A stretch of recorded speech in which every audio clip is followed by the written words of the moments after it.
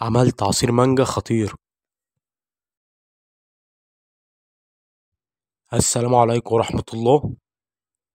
هتجيب مانجاية وتقطعها.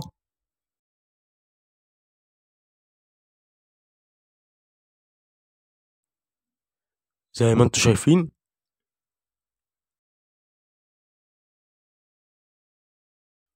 بعد كده هتجيب الخلاط وهتحط المانجا.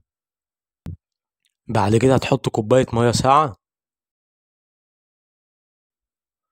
بعد كده تحط حبة سكر حسب الكمية اللي انتوا حابينها. انا عن نفسي حطيت معلقتين.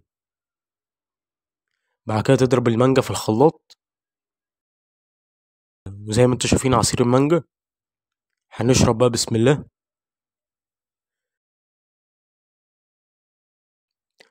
يعني الصراحة العصير طعمه جميل جدا.